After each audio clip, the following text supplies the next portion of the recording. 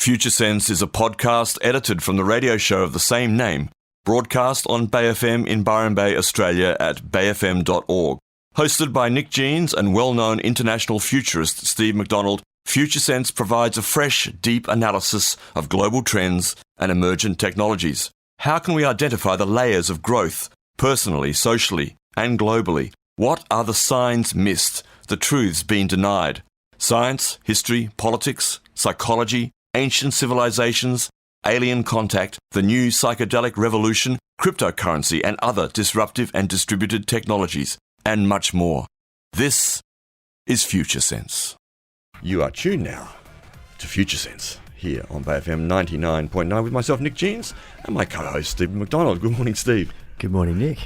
Lovely to see you here this morning, all rugged up. It's not that cold out there. We've got scarves on. We're getting there. We're getting little glimpses of spring come through and then the occasional visitation of winter once again. Visitation of winter. Sounds very poetic. Lovely. Little drafts wafting up from Melbourne.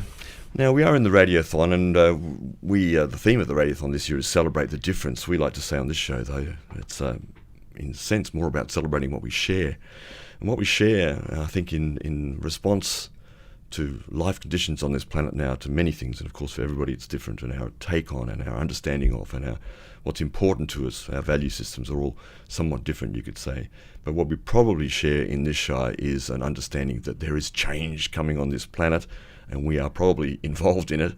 We're probably passionate about it, many of us out there, in one way or the other, whether you're responding to climate instability or to social injustices or to other things. There's a sense of revolution in the air, and we're seeing this certainly in many places around the world at the moment. And what is the nature of revolution? How does revolution work?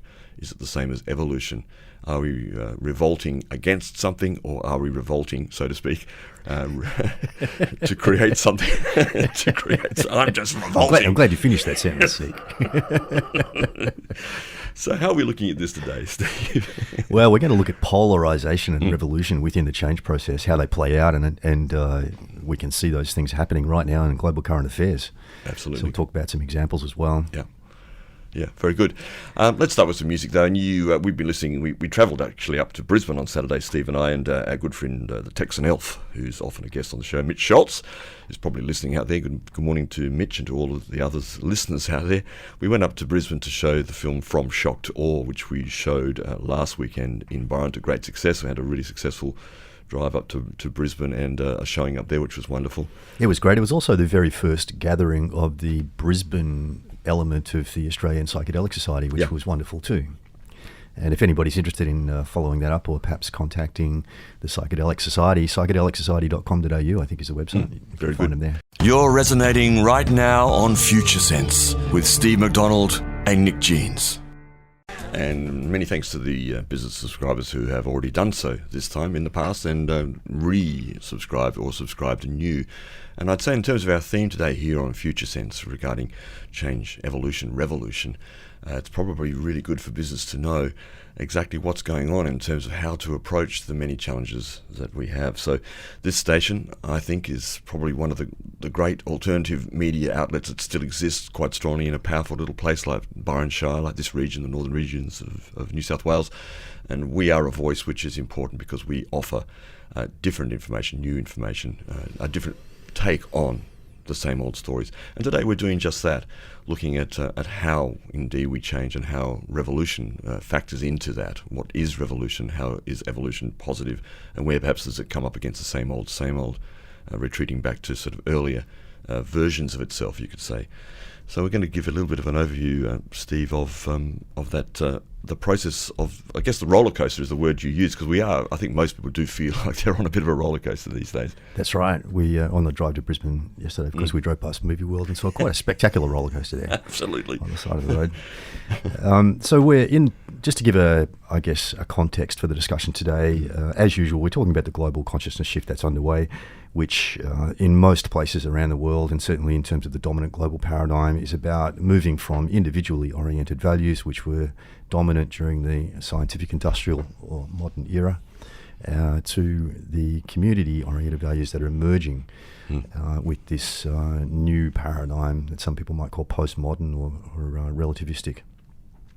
So in that overall context, we're going to look at the change trajectory, so how change plays out as we shift from one to the other, which essentially is like a roller coaster ride. We go from a place of stability, which, I think if we think back a few decades, we can think of a time of relative stability. There was a time back then, modern era when things were good, and we move from there as complexity ramps up.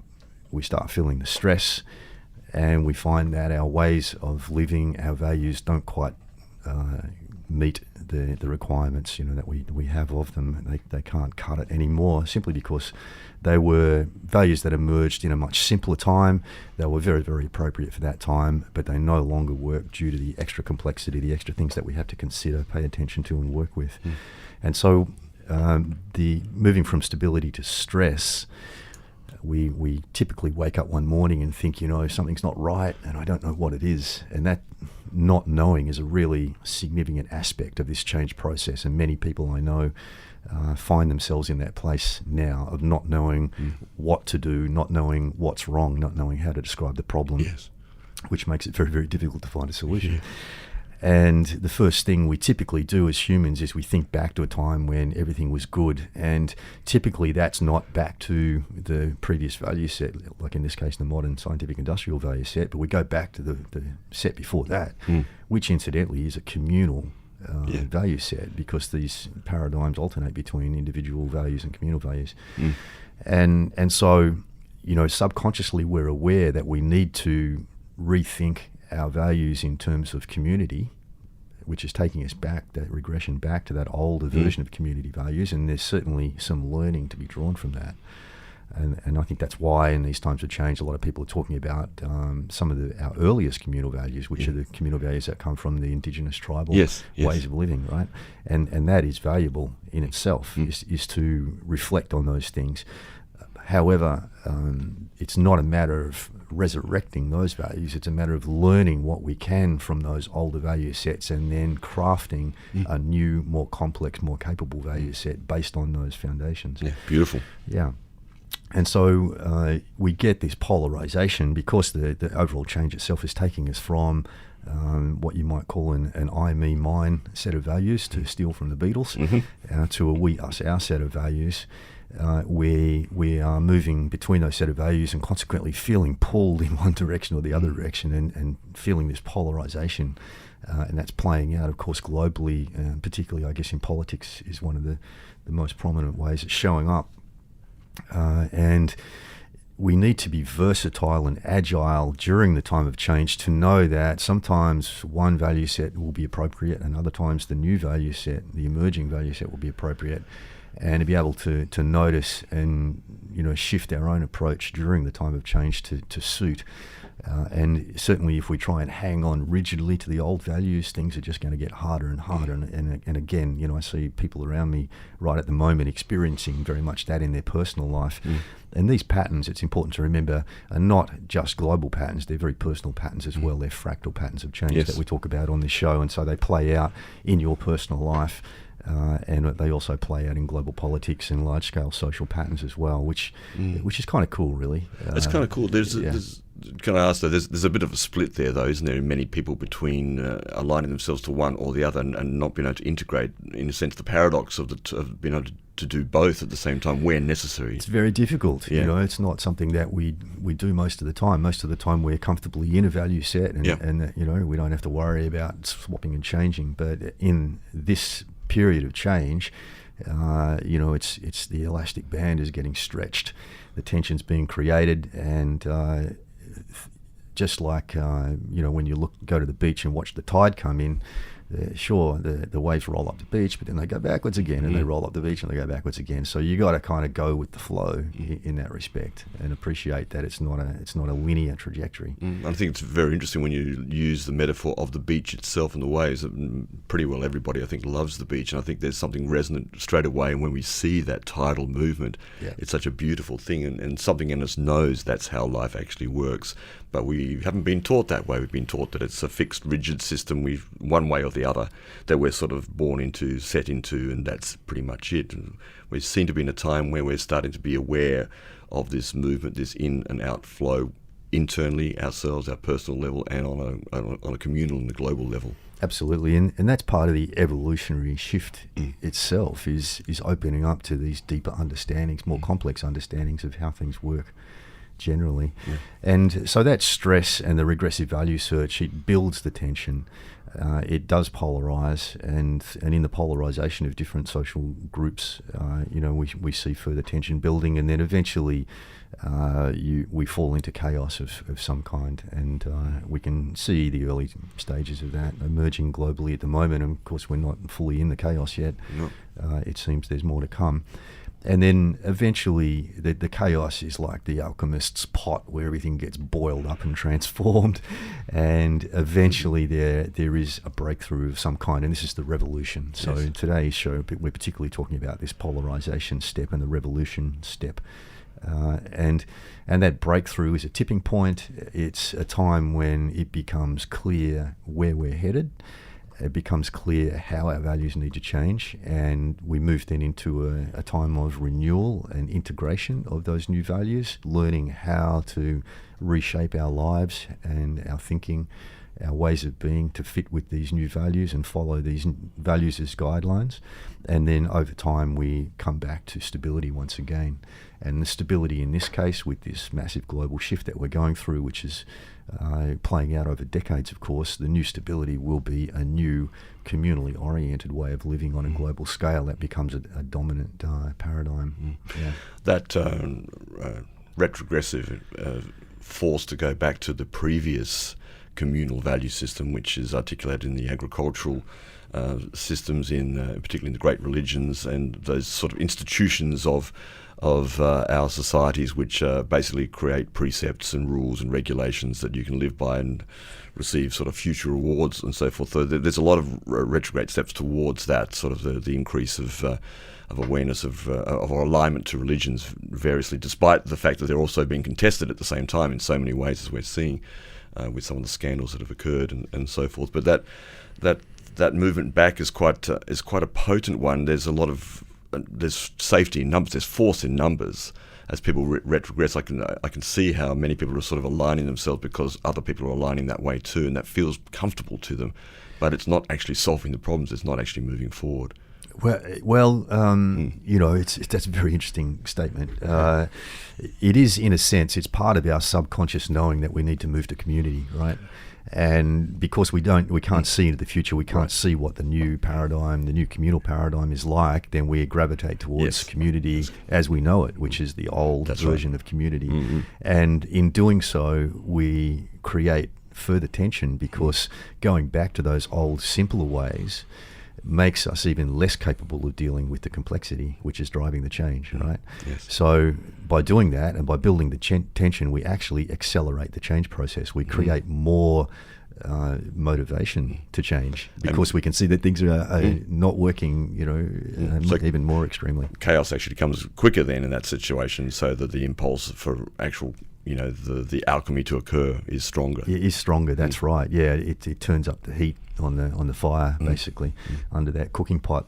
And I, as I've said on the show before, when I first came across these patterns, particularly in Claire Graves' work, I spent many years puzzling over why the hell we go backwards during times of change. Like, it just doesn't make sense logically. It's not logical, but when you start to understand the dynamic and the fact that just like pulling back an elastic band on a slingshot, you've got to go in the opposite direction to create that tension on the elastic band in order to fire the slingshot forward. And if you look at any complex system, whether it be the stock market or our global climate, you'll see these same paradoxical dynamics occurring where things move in the opposite direction before a major shift in a slingshot kind of a way. Yeah, and it's certainly a figure, what you're talking about, that is in some sense a little bit alien to the dominant paradigm right now, which is an I, me, mine paradigm, which sort of says if I just keep going barreling forward in whatever way that I can that works for me, then it's a straight arrow there. It is. Tension shouldn't exist other than if I set up the tension myself to create stuff. Yeah. In the old paradigm, the tension comes from not making enough progress. Yes. It's not being successful enough. and feeling like you have to push harder. And we're moving beyond that now. And what we're starting to see is that systems that still operate on that old, modern, scientific, industrial, work harder, push harder dynamic are actually failing, and they're failing fast. Yeah, I mean, there's no room in many of our cultures for failure, for example, which is a backward step. I think one of the things that probably the US, America, has succeeded in this era of dominance that they have had, is this ability to actually live with failure and to even celebrate failure. It's been quite a good marketing ploy to sort of turn those things around. Yeah, I mean, it's been a catch cry. You're coming from a corporate consulting background, as I worked in for some years. It was a catch cry, the old paradigm, fail forward fast. There was one particular quite famous international consultant that was his catch cry, fail forward fast. And any kind of dynamic capitalist kind of operation does that. It pushes the limits to find out where the limits are. It's only when you find those limits that you realize what you can do. And I guess one of the largest examples of that pushing the limits thing from a global perspective is sending people to the moon. We didn't know we could do that. It was a big experiment, a big risk, but we stretched ourselves and we did it. And that was the old way of doing things. It was finding what we can do, finding out how much we can achieve by pushing until we failed. And in that modality, also with the moon example, it was about competition, wasn't it? It was about competing with the Russians. We have to get there first, so we will do whatever it takes to get there first. That's right. And in the big scheme of things, like if we look over the long cycles of history, the individually oriented paradigms are about that. They're about breaking out of the structures, breaking out of the boundaries we put on ourselves, and seeing how far we can progress. And that's a big evolutionary dynamic, which is normal and natural. It's just that as the cycle's playing out at the moment, we've done that now, and we need to shift back into a cycle of stabilization and conformity, which is communally oriented. I know it's not really off topic, but a phrase that I wasn't familiar with the other day in a discussion that we were having about the burning platform. Yeah. I think this is kind of interesting right now because it seems to be that's the stimulation of the I, me, my paradigms, or the last one anyway, that if things aren't moving fast enough, let's create a crisis that doesn't exist. Yeah. It's literally, no, not literally, but metaphorically lighting a fire under someone's backside, and that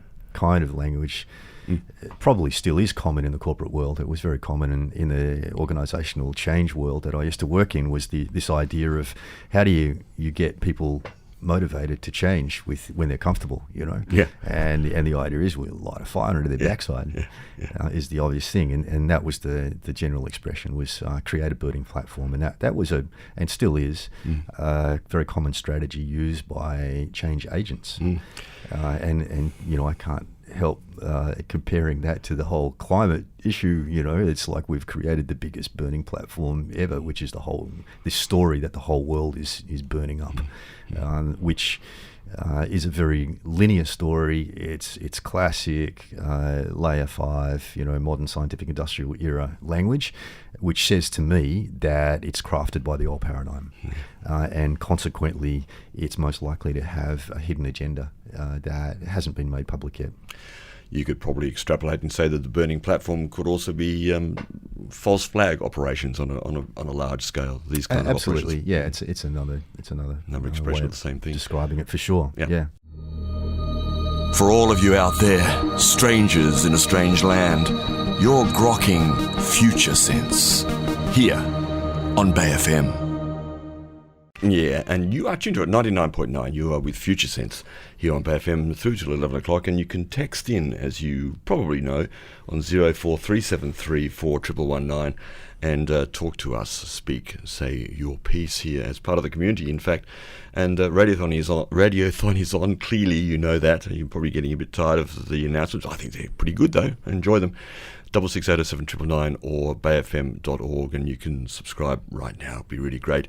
And by the way, subscribers to this show and to my other shows on Bay FM, I'm going to be doing a kind of special draw. I'm not revealing what it is on Friday, or not this Friday actually, but up to Friday, and we'll draw it next week for a special prize for those people who subscribe to the shows that I'm involved in, as most of the other presenters are also doing. So there's a little bit of an extra incentive. Not that you should need one, because the obvious importance of independent media at this time of revolution and evolution, of change and of consciousness raising, as we on this program certainly have a lot of faith in and understanding, I think, of what's going on, and hopefully bring some of that to you. So that's why we're here, and we'd love your support. Thank you for that. We're talking about change and revolution today. And next up, Steve. He's typing away furiously there with so many ideas. It's fantastic to watch. Just channeling messages. You're channeling messages. I know. They keep on coming through. Yeah. Yeah, so talking about this shift between I, me, mine to we, us, our, between the value sets. In the I, me, mine value sets, as the scientific industrial era has been, our primary driver is to change the world to suit ourselves. So we have a clear sense of what we want. We look at the outside world and say, okay, how can I rearrange this world? How can I change this world to bring me what I want, what I need to do? And the opposition of that, or the opposite of that, is the communal value sets that we're moving to, where the central urge is to adapt yourself to what you feel the world needs. And that's a really strong global message that we're hearing at the moment across many aspects of society, is that humans need to change. The way that we've been living is not sustainable. We can't continue that way. We need to change the way that we are, who we're being, how we're living.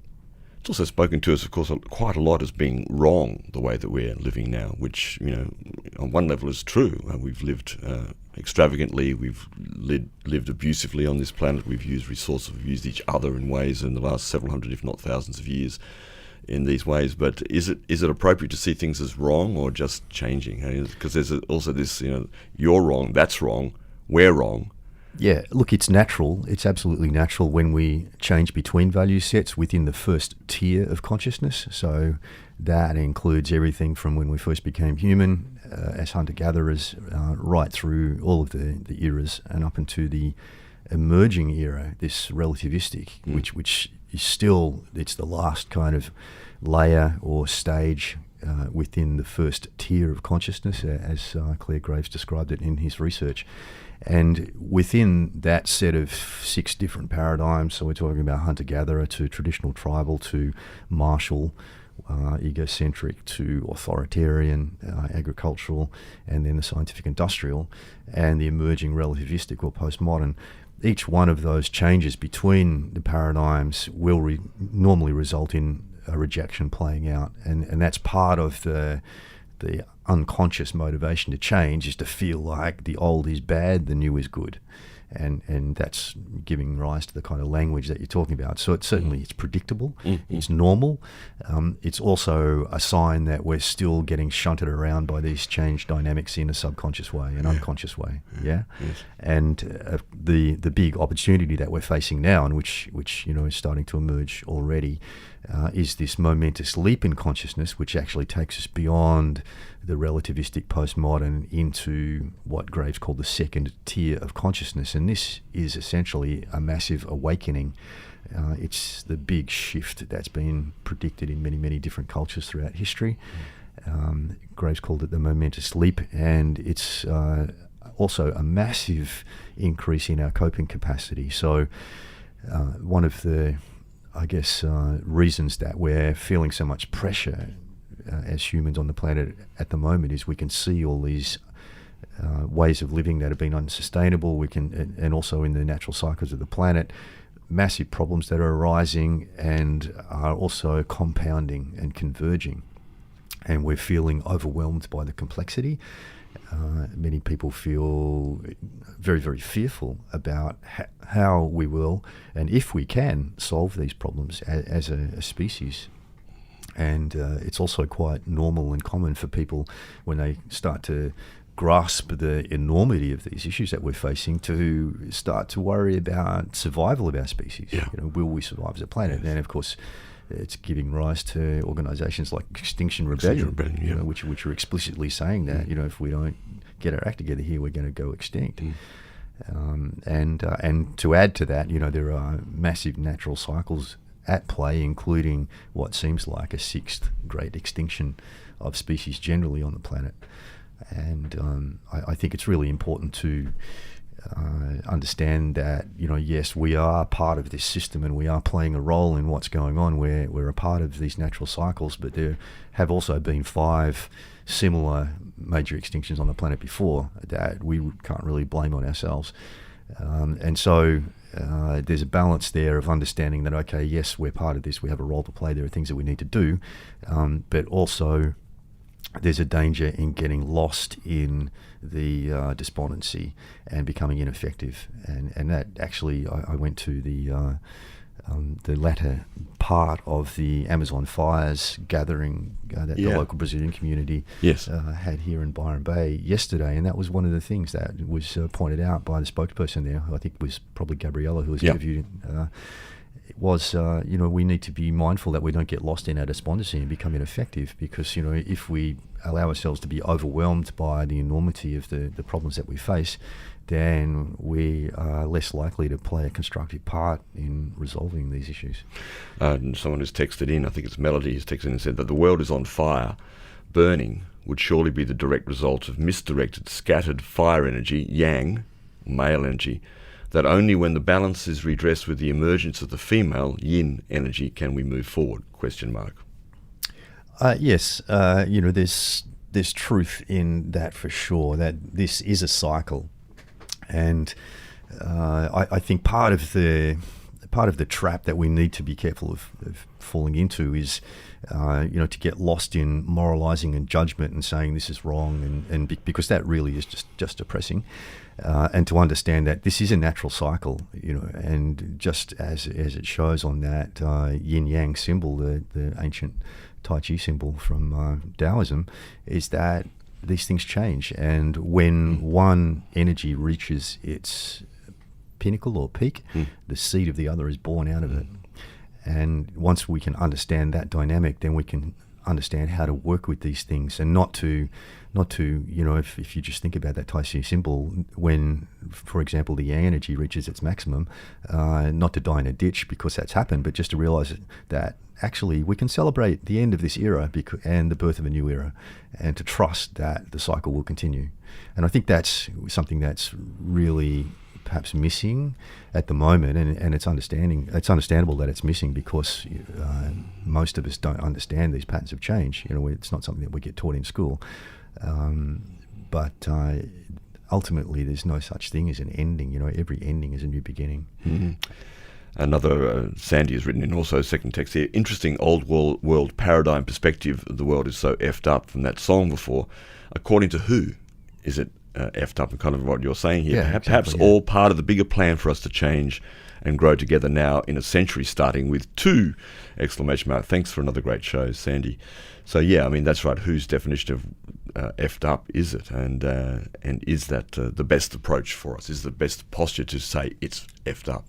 Yeah, thanks, Sandy. That is really good. And we can expect this, we can anticipate it, we can predict it, that for most people who are making this shift of values from the modern to the postmodern, that they're still being shunted around unconsciously by these dynamic patterns of change, and they can't necessarily see the patterns. But for those of us who can see and understand the patterns, and that's the central reason why we do this show and this podcast. Hopefully it's of use to you talk folks about these patterns. Yeah. Once you see the patterns, you can then engage with the patterns consciously.